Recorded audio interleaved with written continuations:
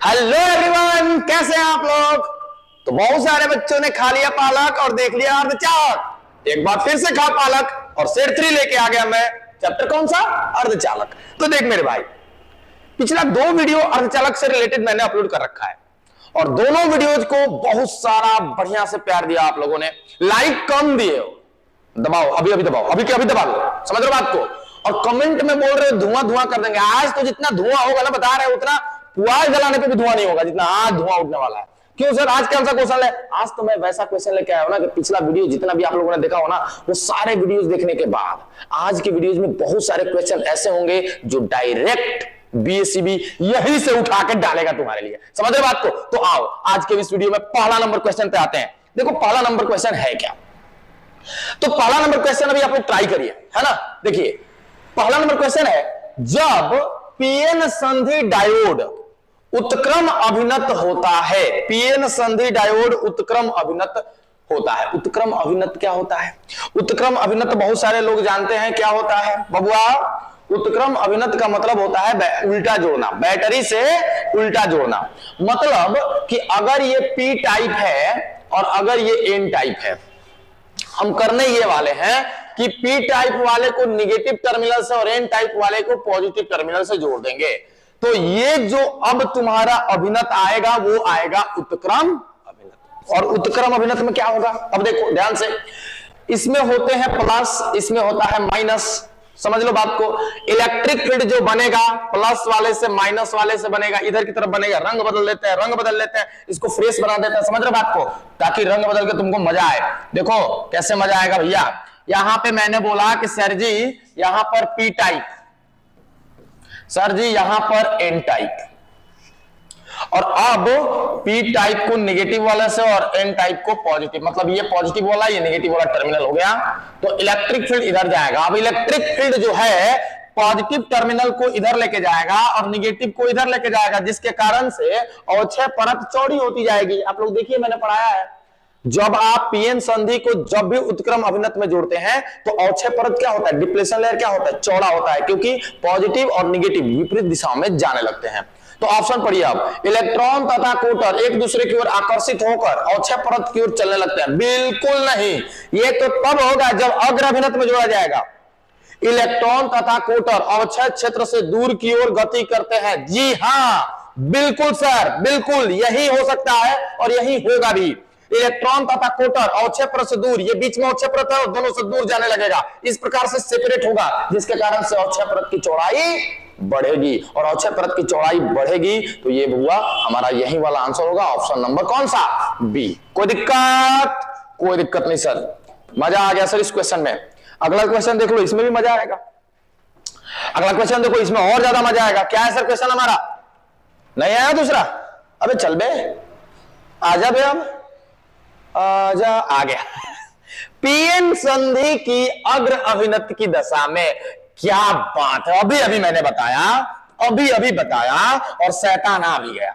अग्र अभिन्नत में, उत्क्रम अभिन्नत में अवक्षय परत की चौड़ाई बढ़ती है और अग्र अभिन्नत में चौड़ाई घटती है। मतलब कि कोटर और इलेक्ट्रॉन दोनों एक दूसरे की तरफ आएंगे और ये पतला होते चला जाएगा। अब बेटा ऑप्शन पढ़ो। कोई धारा प्रवाहित नहीं होती, घंटा मुझे इससे कोई फर्क नहीं पड़ता। केवल पी क्षेत्र से विभर एन क्षेत्र में प्रवेश करते हैं। अच्छा, पी क्षेत्र के कोटर जो है प्रवेश करेंगे, एन से इलेक्ट्रॉन क्या करें बाबा जी का ठुल्लू? नहीं नहीं नहीं, दोनों गति करते हैं और दोनों एक दूसरे की तरफ, वैसा ढूंढना हमको। केवल पी क्षेत्र से इलेक्ट्रॉन, अरे घंटा पी क्षेत्र में इलेक्ट्रॉन क्या करेंगे? पी क्षेत्र में कोटर करते हैं, इलेक्ट्रॉन का, इलेक्ट्रॉन तो भैया इसका है, ये भी गलत गया। प्रत्येक क्षेत्र से बहुसंख्यक आवेशवाहक, यस, पी टाइप में बहुसंख्यक कोटर, इन टाइप में बहुसंख्यक इलेक्ट्रॉन, और वे दोनों एक दूसरे की तरफ गति करेंगे, एक दूसरे क्षेत्र में प्रवेश करते हैं। और आपका यही वाला करेक्ट आंसर है। समझ गए बात को? क्लियर है? पक्का? चलिए सर जी अगला क्वेश्चन है, फिर से एक पे आ गया सर। अरे कोई बात नहीं, बढ़ जाएंगे। अगला देखो, अगला देखो, तीसरा नंबर क्वेश्चन देखो क्या बोल रहा है। तीसरा नंबर क्वेश्चन, तीसरा नंबर क्वेश्चन जरा ध्यान से, तीसरा नंबर क्वेश्चन क्या, जरा ध्यान से। पीएन संधि डायोड की अग्र अभिनति तथा उत्क्रम अभिनति व्यवस्थाओं में डायोड के प्रतिरोधों का क्या अनुपात होगा। याद रखिएगा ध्यान से कि पीएन संधि में जब आप अग्र अभिनति में जाइएगा तो प्रतिरोध जो होता है बहुत कम होता है। अग्र अभिनति में धारा बहुत अधिक जाती है अग्र अभिनति में। वहीं पर अगर आप उत्क्रम अभिनति में जाइएगा तो प्रतिरोध जो होता है बहुत अधिक जाता है। उत्क्रम अभिनत मतलब बैटरी को उल्टा। अरे चलो प्राचीन काल में चलते हैं। प्राचीन काल में कब पता नहीं तुम पैदा हुए होगे नहीं, सर हुए थे। बैटरी पे वाला टीवी चलाए हो, वो बैटरी पे टीवी चलाए हो।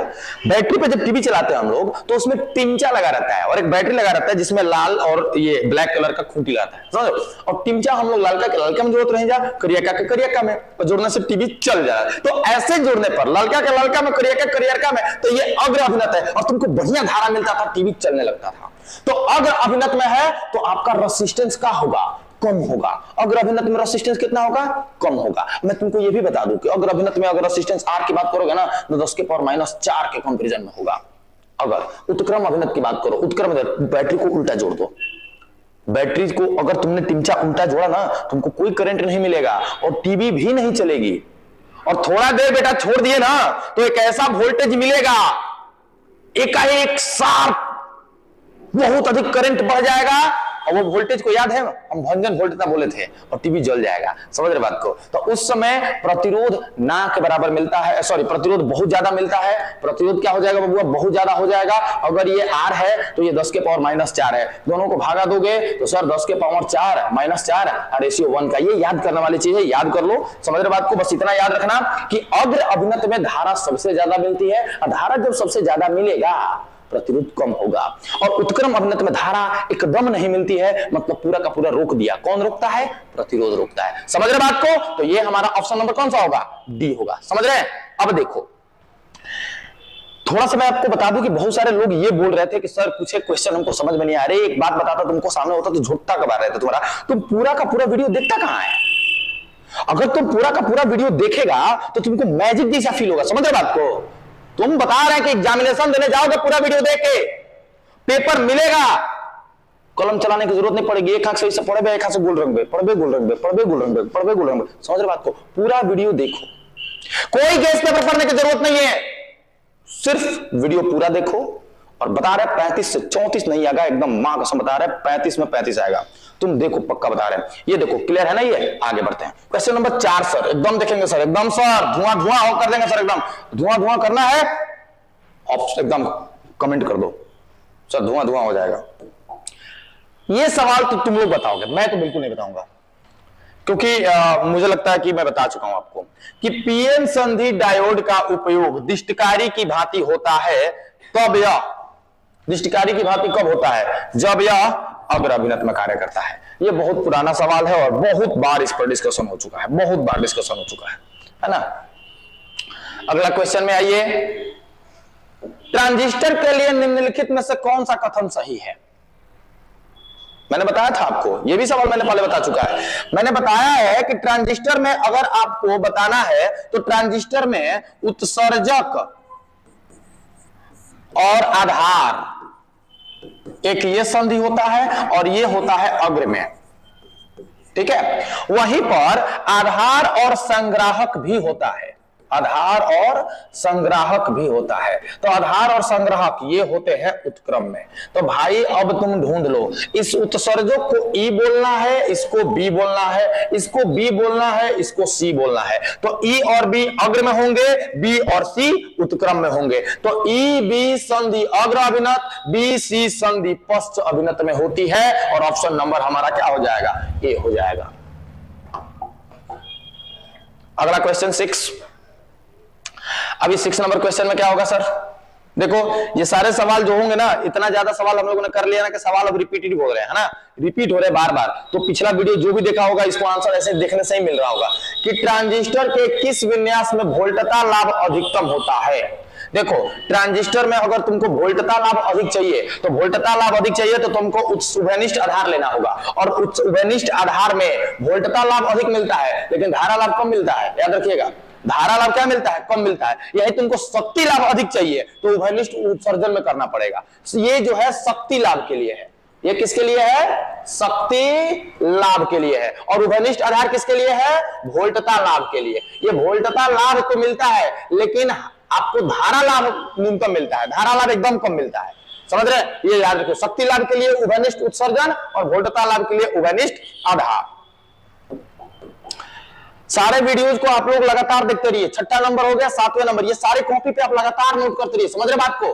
पूरा का पूरा एकदम, और थंब से एकदम ऐसे करके अंगूठा ऐसे कर लो, और उधर भी अंगूठा बनाया हुआ है ऐसे ले जाकर। समझ रहे बात को? क्या क्या समझे? क्या बोले? लाइक बोले। 7वां नंबर देखो, ट्रांजिस्टर का धारा लाभ परिभाषित होता है कैसे? ट्रांजिस्टर का धारा लाभ देख बबुआ, अल्फा का वैल्यू मैं तुमको बता दूं कि धारा संग्राहक से कितनी जाती है उत्सर्जक की तुलना में, इसी को अल्फा कहा जाता है। अल्फा बराबर IC बटा में IE, याद रखिएगा, अल्फा बराबर IC बटा में IE। और ऑलवेज रिमेंबर, ये IC जो होता है बड़ा होता है किससे? IE से। बड़ा होता है किससे? IE से, जिसके कारण से अल्फा का वैल्यू हमेशा तुमको 1 से क्या मिलेगा? बड़ा मिलेगा। हमेशा 1 से क्या मिलेगा? बड़ा मिलेगा। तो आप यहां पे खैर इसका कोई लेना देना तो है नहीं अभी। अल्फा बराबर IC बटा IE, और यहां पे कौन सा करोगे? IC बटा IE। कहा है IC? ये आपका ऑप्शन नंबर बी, IC बटा IE। यही अगर बीटा करना होता तो सर देखो, ये भी IC बटा में IE नहीं होता बल्कि IB हो जाता है। संग्राहक की धारा किसकी तुलना में? उत्सर्जक की तुलना में। और बीटा देखो, संग्राहक की धारा आधार की तुलना में। लेकिन यहां पे बातें पलट जाती है, IC छोटी हो जाती है IB से, और यहां पर बीटा जो है लेस देन 1 आ जाता है। खैर चलिए, ये आप नोट कर सकते हैं। क्वेश्चन नंबर का इसका आंसर बी हो जाएगा। अभी देखिए 7वां नंबर के बाद 8वां नंबर क्वेश्चन। लाइक दबा दो भाई, लाइक दबा दो। यहां पे देखो सवाल, ये भी सवाल तुम लोगों को मिला ही होगा, ये भी सवाल आप लोगों को मिला ही होगा, पक्का मिला है। चालन बैंड, ये चालन बैंड है, अंशतः रिक्त होते हैं। किसका चालन बैंड रिक्त होता है? किसका चालन बैंड रिक्त होता है?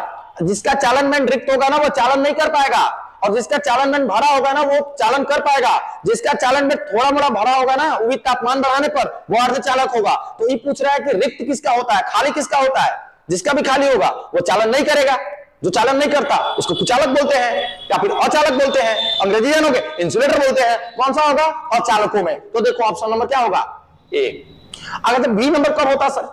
बी नंबर कब होता सर? अरे मेरे भाई, बी नंबर तब होता ना जब बोलता है ना कि तापमान बढ़ाया हमने, और तापमान बढ़ाने के बाद चालन बैंड में इलेक्ट्रॉन भरे, तब भी होता।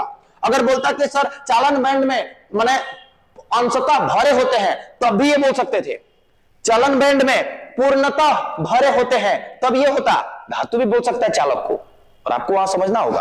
और इनमें से कोई नहीं, ये तो कभी नहीं होगा। चलो समझ रहे बात को? 3 ऑब्जेक्टिव यहां से क्लियर कर सकते हो। अभी का आंसर, अभी का आंसर, ताजा ताजा आंसर ये है।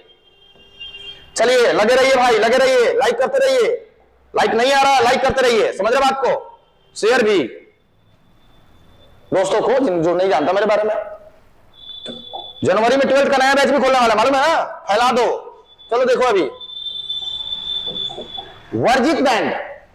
वर्जित बैंड क्या है? ये चालन बैंड है। हर चालक, हर पदार्थों में होता है। चालक, कुचालक, सुचालक, अर्धचालक सब में होता है।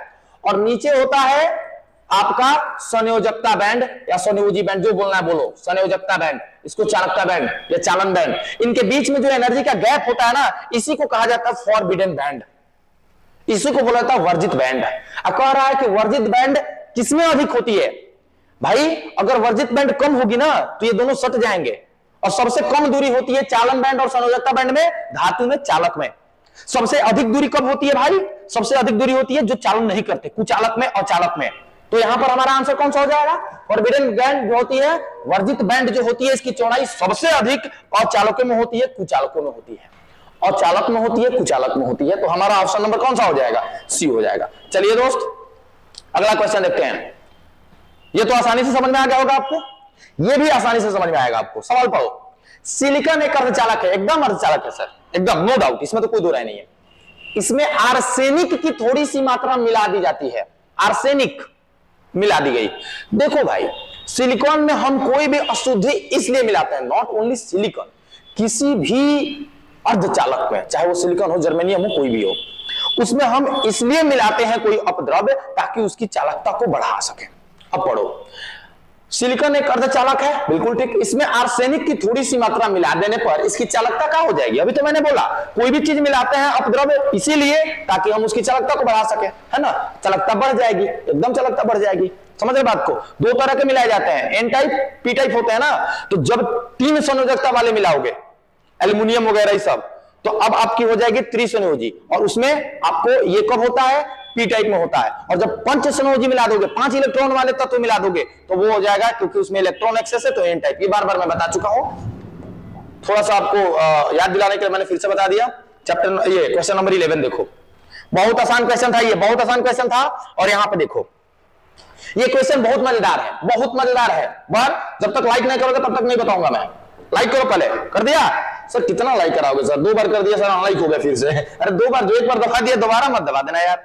क्वेश्चन नंबर 11 है ना। क्वेश्चन नंबर 11 देखो क्या बोल रहा है, द्विधारी संख्या दिया हुआ है और इसको दशमिक में लिखना है। दशमिक का मतलब क्या होता है? दशमलव मापन, दशमलव पद्धति, दशमलव। ठीक है, चलो तुम ऐसे ही हुबहू लिख लो। 1 है यहाँ, 1, 0 है, 0, 0 और ये फिर 1 है ना।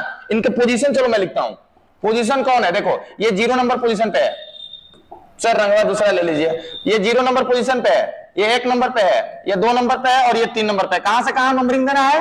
राइट से लेफ्ट आना है। समझ रहे हो? कहां से आना है? राइट से लेफ्ट आना है। अब देखो, अब इस सब पावर को पावर 2 का पावर 0 कर दो, ये 2 का पावर 1 कर दो, ये 2 का पावर क्या कर दो? 2 कर दो, ये 2 का पावर क्या कर दो? 3 कर दो। और इन सब में अब गुणा करो किससे? 1 से। इसमें 0 से, इनमें 0 से और इनमें 1 से। अब देखो क्या आ रहा है, 2 का पावर 0, 1, 1 इंटू 1, 1, ये 0, सबको प्लस करते जाना है 0, और ये 2 का पावर 3 मतलब 8, 8 गुना 1 8, तो 8 0 0 1 जोड़ो, कितना आया? 9 आया। ठीक है, तो इसका आंसर कितना हो जाएगा? 9 हो जाएगा। क्लियर है? कोई डाउट? कोई डाउट नहीं है। चलिए दोस्त आगे बढ़ते हैं इस सवाल के। Question number 12। क्वेश्चन नंबर 12 क्या है? पी टाइप के अर्धचालक में आवेश वाहक कौन है? पी टाइप के अर्धचालक में, पी टाइप में कौन होते हैं? पी टाइप में किसकी अधिकता होती है? पी टाइप में इलेक्ट्रॉन कम वाले जुड़े जाते हैं, 3 वाले जुड़े जाते हैं। और जब 3 वाले जुड़े जाएंगे ना, तो सीधी सी बात है, 4 को तो ऑलरेडी अपना है इसका, 4 को तो ऑलरेडी है इसका, 3 को जब आप जोड़िएगा ना, तो सामने वाले जो भी आप लोगों ने ऐड करा उसका एक जगह खाली बच जाएगा उसके बगल में, और उसी को आप वीवर कहते हैं, या इसी को आप क्या कहते हैं? कोटर कहते हैं। कोटर कैसा होता है? पॉजिटिव तरह का ट्रीट किया जाता है। तो याद रखिए, पी टाइप के अर्धचालक में आवेश वाहक कौन होते हैं? वीवर, या इसी को कोटर कहा जाता है, अंग्रेजी में बोलते हैं इसको होल। ठीक है, चलिए अगला क्वेश्चन 13 नंबर। क्या है 13 नंबर क्वेश्चन सर? आया? ओके, 13 नंबर क्वेश्चन देखिए, किसी अर्धचालक में बहुसंख्यक आवेशवाहक इलेक्ट्रॉन होंगे। बहुत बढ़िया, बहुसंख्यक आवेशवाहक इलेक्ट्रॉन होंगे किसी भी अर्धचालक में। और मैं बता दूं कि जिस अर्धचालक में बहुसंख्यक आवेशवाहक इलेक्ट्रॉन है, आप उसको एन टाइप बोलते हो। आप उसको क्या बोलते हो? N type. अब आओ, यदि इसमें मिलाई जाने वाली अशुद्धि कौन है? बबुआ, एन टाइप में इलेक्ट्रॉन एक्सेस, और एन टाइप में कौन मिलाया जाता है? 5 संयोजकता वाले, 5 संयोजी। ऑप्शन ढूंढ भाई मेरे। 1 संयोजी नहीं, द्विसंयोजी नहीं, त्रिसंयोजी नहीं, 5 संयोजी। यस, ये सब त्रिसंयोजी किसके लिए होता? पी टाइप के लिए। याद रखो, याद रखो, इतनी बार मैंने रिपीट कर रखा है ना सवालों में कि तुम भूल नहीं सकते कभी भी। समझ रहे बात को? अभी भी बता रहे हैं, लाइक दबा दो, कमेंट कर दो, कमेंट कर दो बढ़िया वाला, और शेयर कर दो तुरंत के तुरंत अपने दोस्तों के पास। जो कहीं भी पढ़ रहा हो कोई फर्क नहीं पड़ता, उसको भी 12th की एग्जामिनेशन देनी है ना। ये मत सोचना कि मैं ही केवल अकेले पढ़ लूं, उसके पास भेज दूंगा तो वो तेज हो जाएगा। समझ रहे बात को? ऐसा नहीं है, आप लोग करते रहो लगातार के लगातार शेयर इस वीडियो को। इन प्रकार के अर्धचालक में मुख्य धारावाहक कौन होते हैं? बार बार आ रहा है, अभी पी टाइप का आया था, और मैंने बताया था कि पी टाइप में कोटर होते हैं, आप उसको वीवर बोलते हैं। एन टाइप में इलेक्ट्रॉन होते हैं, तो यहां पे एन टाइप में कौन हो जाएगा? इलेक्ट्रॉन हो जाएगा, नो डाउट। बेहद आसान सवाल है, बेहद आसान सवाल है दोस्त। 15 नंबर क्वेश्चन। ये सारे सवाल आसान लगने लगेंगे अब आपको, क्योंकि आप लोगों ने बढ़िया से प्रैक्टिस कर रखा है सारे क्वेश्चन का। जो भी सेट 1 और सेट 2 देख के आया हुआ है उसको मजा आने वाला है इसमें। अब देखो, उभयनिष्ठ उत्सर्जन विन्यास में ट्रांजिस्टर का धारा लाभ। अब की बार बीटा पूछ रहा है। मैंने दोनों उस समय बताया था, अल्फा मैंने बताया था संग्राहक की धारा इन कंपैरिजन टू उत्सर्जन की धारा, और बीटा मैंने बताया था संग्राहक की धारा इन कंपैरिजन टू आधार की धारा। तो I C by I B, I C by I B, I C by I B, और हमारा ऑप्शन नंबर ए है ना। इसको नोट कर लो, ये सवाल पूछ सकता है। 16 नंबर क्वेश्चन, 16 नंबर क्वेश्चन देखो, आप लोगों से तुरंत होना चाहिए, तुरंत के तुरंत होना चाहिए। अग्र अभिनति संधि डायोड जिसमें प्रकाश उत्सर्जित होता है, बताओ इन चारों ऑप्शन में प्रकाश किससे उत्सर्जित होता है? भैया फोटो डायोड पे प्रकाश डालना पड़ता है। भैया जेनर डायोड जो होता है भंजन वाली सिचुएशन में काम करने वाली डायोड होती है, और इनमें से कोई नहीं। देखो प्रकाश उत्सर्जक डायोड, आप इसको एलईडी बोलते हो। बल्ब आपके घर में लगा रखा है आपने, एलईडी। आप मरकरी जलाते हो, आप टीवी देखते हो, अपने मोबाइल में स्क्रॉल करते हो, ये सारे स्क्रीन जो बने होते हैं किसके बने होते हैं? और ये सारे जो होते हैं प्रकाश उत्सर्जक डायोड होते हैं भैया, और यही प्रकाश उत्सर्जित करते हैं। तो आपका ऑप्शन नंबर कौन सा हो जाएगा? ए नंबर हो जाएगा। समझ रहे बात को? चलिए, इसमें प्रकाश डालना पड़ता है, और ये भंजन वोल्टता को निरस्त करने के लिए, भंजन वाली प्रभाव को खत्म करने के लिए इस्तेमाल किया जाने वाला डायोड है। सारे ऑप्शन के बारे में गहनता से जानिए, ताकि किसी भी तरीके का प्रश्न अगर आपसे पूछता है तो संशय में नहीं आना, सारे के सारे कर लोगे। देख भाई मेरा यहां से पूछ रहा है कि अल्फा और बीटा में रिलेशन क्या होगा।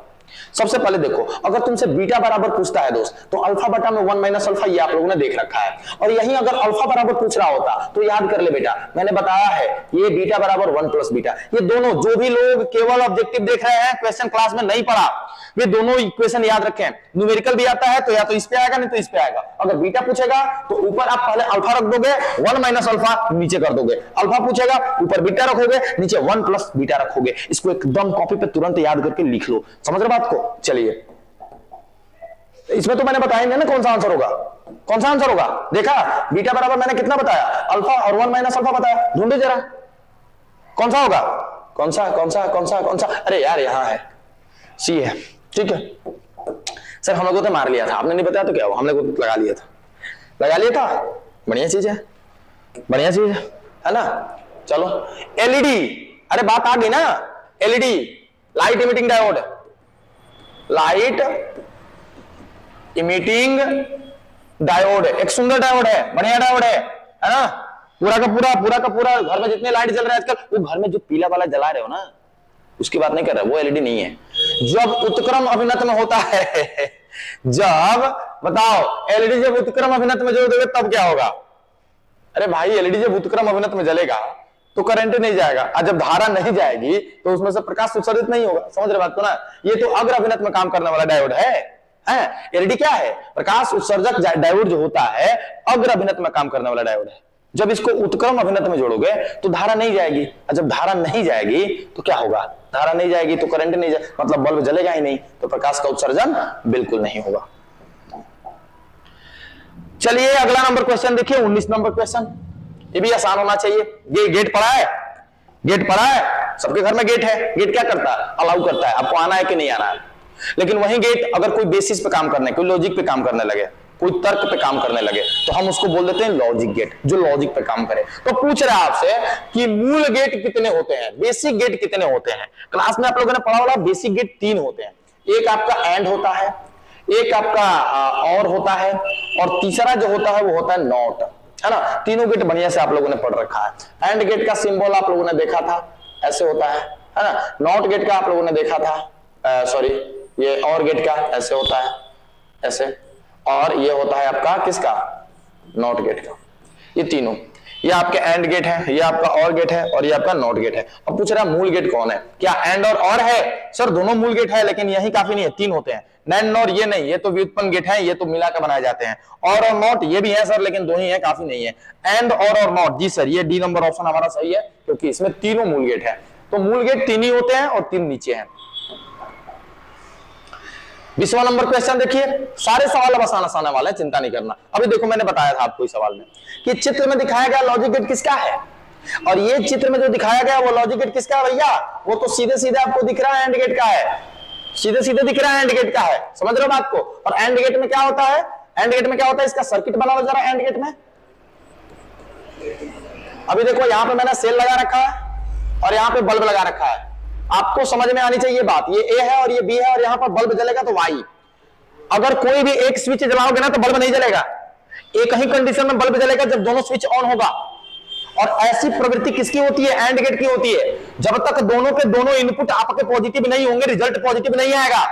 एक भी इनपुट अगर आपका ऑफ है तो आउटपुट आपको ऑफ मिलेगा। समझ रहे बात को? तो सर क्या आप बोलना चाहते हैं कि इसके वो आपके ऐसे हो जाएंगे ए बी और वाई में?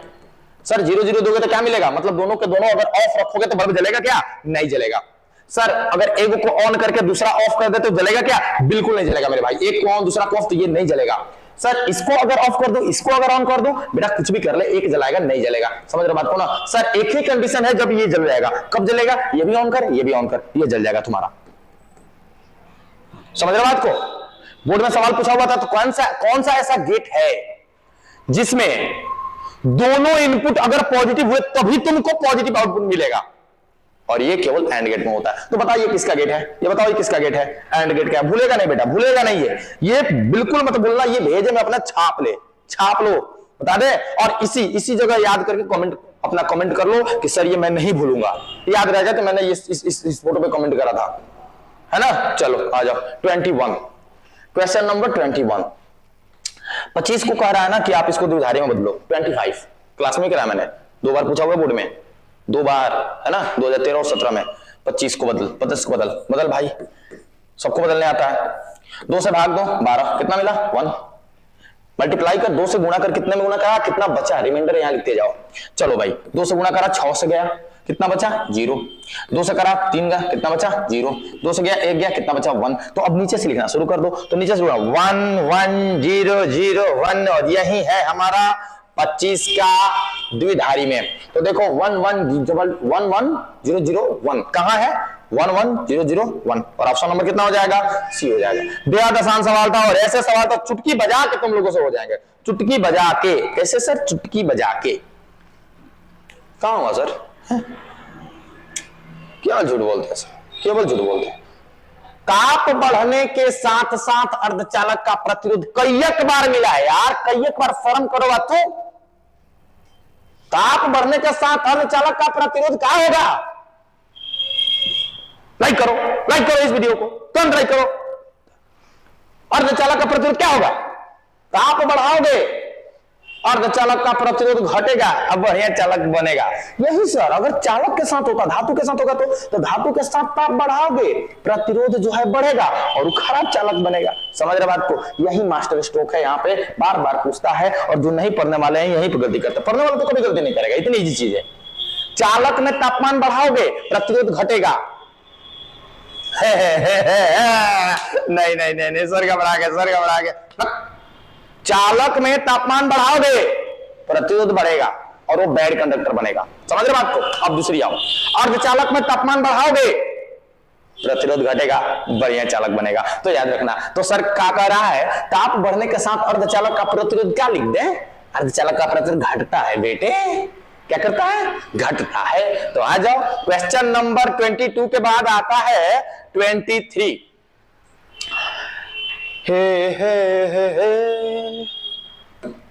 23 नंबर, वीवर, होल्स, स्कूटर, मोबाइल आवेशवाहक। अरे मोबाइल याद आ गया। मोबाइल सर मेरा तो कौन सा है? सैमसंग है। तुम्हारा? अपना जान लो। अपना पीछे पलट के देख लो कौन सा है।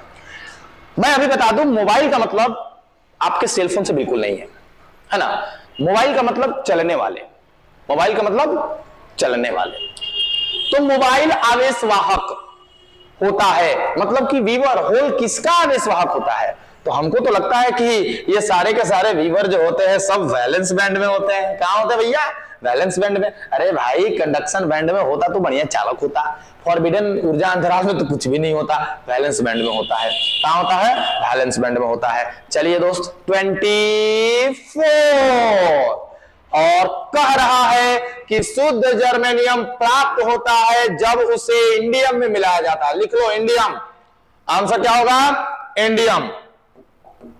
Question number 25। क्वेश्चन नंबर 25 और आपके सामने एक बेहतर न्यूमेरिकल है, और ये पूछा हुआ न्यूमेरिकल है मेरे प्यारे।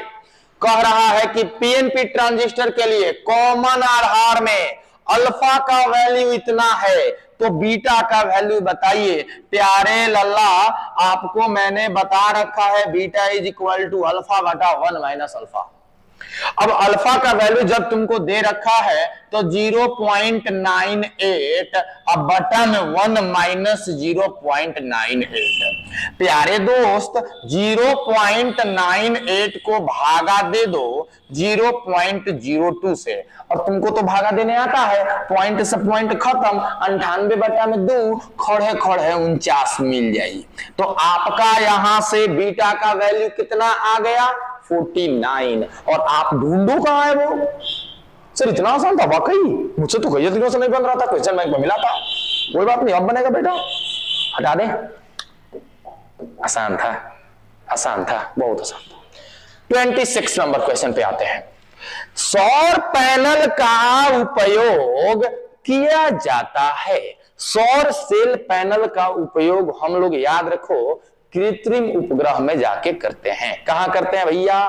कृत्रिम उपग्रह में करते हैं। सौर सेल पैनल का उपयोग कृत्रिम उपग्रह। Question number 27। सर ये वाले वीडियो में ना क्वेश्चन आसान आसान था। अरे बेटा क्वेश्चन आसान नहीं था, ये बात दिमाग में बिठा ले। तुमने चूंकि दोनों सेट देख रखा है तो तुमको क्वेश्चन आसान लगा, तुमको क्वेश्चन इजी लगा और तुमने बढ़िया से क्वेश्चन कर लिया। लेकिन यही आपको टफ लग रहा होगा जब सेट 1 और सेट 2 आप लोगों ने नहीं देखा होगा। तो क्वेश्चन नंबर 27, दशमलव अंक पद्धति की संख्या 27 की द्विधारी पद्धति में समतुल्य संख्या कौन होगी? फिर से 27 को लिखना, 25 को जैसे लिखा था वैसे ही 27 को लिखो। यहां पे देखो 13 दूनी का 26, 1 बचा, 2 से 6 मर्त में 1 बचा, 2 से 3 मर्त में 0 बचा, 2 से 1 मर्त में 1 बचा। अब लिखते जाओ 11 0 11 11 0 11, ठीक है ना? तो ऑप्शन नंबर कितना हो जाएगा तुम्हारा? ये हो जाएगा। समझ रहे बात को? यहाँ पे बहुत ही आसान सवाल था ये भी। जब भी तुमको द्विधारी पूछे और द्विधारी से दशमलव, तो ये सारे के सारे आसानी तुमको लगने वाले हैं। क्वेश्चन नंबर 28, कौन सही है? गजब का पूछ दिया यार, मेहनत बढ़ा देने वाला ये तो है। अच्छा 12 12 का दे रहा है तो सिंपल सा 12 का निकाल दे भाई, 12 पकड़, 12 का निकाल दे, देख लेना कौन सा होगा। 2 6 0 2 3 0 2 1 1 1100 1100। सर पहला नंबर ऑप्शन ही है ना?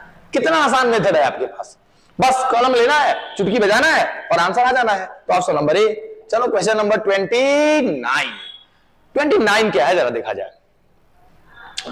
कौन आवेशित नहीं है?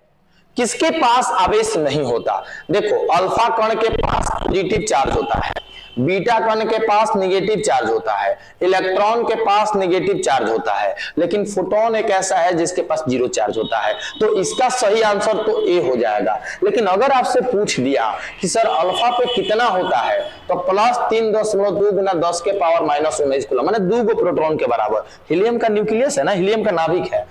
बीटा कण न्यूक्लियस से निकलने वाला इलेक्ट्रॉन, न्यूक्लियस में कौन इलेक्ट्रॉन होता है? इसके लिए आपको रेडियो एक्टिविटी पढ़नी पड़ेगी आके हमारे क्लास में। तो देखो यहाँ पे बीटा कण पे नेगेटिव चार्ज होता है और उस पे होता है -1.6 गुना 10 के पावर -19 कूलम। इलेक्ट्रॉन के बराबर ही होते हैं, लेकिन ये इलेक्ट्रॉन नहीं होते हैं। इलेक्ट्रॉन ही होते हैं लेकिन इलेक्ट्रॉन नहीं होते हैं। विशेष जानकारी के लिए संपर्क करें 7808205791 या बने रहे हमारे YouTube channel boom boom physics पर। और इसको PDF में नोट्स चाहिए तो चले जाइए हमारे टेलीग्राम बूम बूम फिजिक्स पर। और अगर आप हमारे द्वारा कुछ इंस्पिरेशनल चीज चाहते हैं, कोई मोटिवेशनल चीज चाहते हैं, तो आपको हमें संपर्क करना पड़ेगा, हमें फॉलो करना पड़ेगा इंस्टाग्राम पे प्रिंस सर ऑफिशियल। तो दोस्त इलेक्ट्रॉन का कौन नहीं जानता सर? ये तो -1.6 गुना 10 के पावर -19 कूलम। और यहां का आंसर आपका इसी के साथ ऑप्शन नंबर ए जीतता है। और हम बढ़ते हैं क्वेश्चन नंबर 30 पे। क्वेश्चन नंबर 30 क्या है? क्या है सर? और तेरी की आंसर बोलो इसका। मूल गेट के लिए कौन मूल गेट है? देखो ये एंड और नॉट, एंड और नॉट, मैं समझ नहीं लूंगा ज्यादा इस पे। एंड और नॉट हटाओ इसको। 31 एक पी प्रकार का अर्धचालक कैसा होता है? देखो पी प्रकार का अर्धचालक, पी प्रकार के अर्धचालक में ना, पी प्रकार के अर्धचालक में पॉजिटिव होता है। अब पॉजिटिव कौन होता है? जिसमें चूंकि होल, तो पी टाइप के अर्धचालक हमेशा क्या हो जाएंगे? धनावेशित, क्योंकि उसमें कोटर होते हैं, कोटर पॉजिटिव होते हैं। हमारा ये अर्धचालक भी क्या होता है? पॉजिटिव होता है। Question number 32, question number 32 okay. दाता अपद्रव्य परमाणु की संयोजकता कितनी होती है? अरे भाई, दाता कौन होता है? जिनको अपने से ज्यादा पैसा होता है ना? भगवान दाता है, क्योंकि उनके पास बहुत सारी चीजें हैं। तो वैसे ही दाता अपद्रव्य परमाणु कौन होगा? जो डोनेट करेगा, या तो 3 या तो 5। इसमें क्योंकि आपको सिलिकॉन और जर्मेनियम दो ही मिलाए जाते हैं, इसमें 3 या तो 5। तो दाता कौन होगा? जिसमें एक्स्ट्रा होगा। इसमें 3 वाले में तो एक्स्ट्रा होगा नहीं बेचारा, ये तो अपने ही खाने के नहीं है इसके पास। तो ये 5 वाला, इसके पास 4 देने के बाद 1 एक्स्ट्रा बच जाता है, तो यही डोनेट करता है, और इसी को हम दाता परमाणु बोलते हैं। तो इसकी आंसर कौन हो जाएगा? 5 हो जाएगा। तो क्वेश्चन नंबर ये था 32 के बाद सर अगला क्वेश्चन क्या होगा? देखते हैं कौन सा सस्पेंस भरा है। अरे बाप रे, ये तो मूवी खत्म हो गई, मूवी समाप्त। और अगर आपका ये मूवी अच्छा लगा है, आपको ये मूवी पसंद आई है, तो कृपया अपना रिव्यू दें। समझ रहे दोस्त? रिव्यू कहां देना है? रिव्यू देना है नीचे, थंब लगा के ऐसे, है ना, जिसको बोलते हैं लाइक, कमेंट करके, या फिर एक अलग से वीडियो बनाओ अपने चैनल पे कि प्रिंस सर कैसा पढ़ाते हैं, और मुझे पहले फॉरवर्ड करो, अच्छा हुआ तो मैं शेयर करूंगा।